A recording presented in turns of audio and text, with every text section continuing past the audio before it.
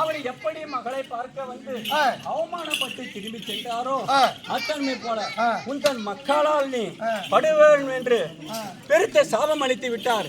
இதற்கு எப்படி வந்து என் மகளை பார்க்க வந்து அவமானப்பட்டனோ அத்தன்மை போல மக்களால் அவமானப்படுவாய் என்று பெருத்த சாபம் அளித்து விட்டார். வீடு வகையினுக்கு நீதான் தன்னை கூற வேண்டும்.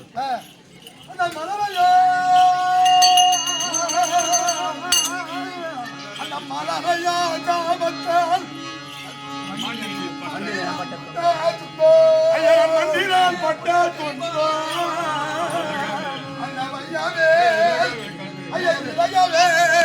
இலகவே கண்டிருந்து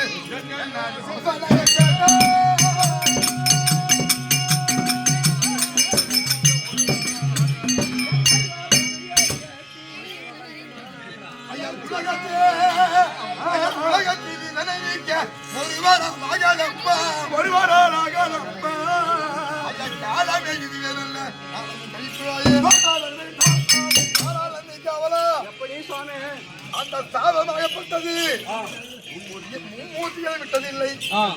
ஆனால் காலம் என்று செல்வாய் நீயே என்னோட கூட இருந்து எனக்கு அளிக்கப்பட்ட சாபத்தால் நான் எப்படி கஷ்டப்பட்டேன் என்று தெரிந்தாய். அதனால் உன்னுடைய சாபம் எப்படி தீரும் என்று கேட்கின்றாய். யாராலையும் முடியாது. இதோட முடிச்சு தலைக்கு வந்தது தலைப்போட போச்சு நினைச்சினே இதுவே காலம் என்று கைக்க வேண்டும். இந்தியாவலா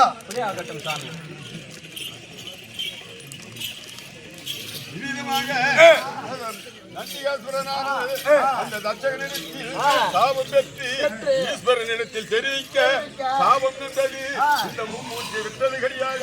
இதுவே நல்லது என்று காலத்தை கழிப்பா என்று சொல்ல அப்பொழுது சாபம் பெற்ற நந்தியானவர் தன் பிள்ளைகளை அழைத்தால் நம்ம சலுப்பானது நீங்கும். அப்படி என்று தன் பிள்ளைகளை அழைக்க இதோ இளைய பிள்ளை சபைக்கு வருகிறார். என்ன வர கதை சொல்லுறது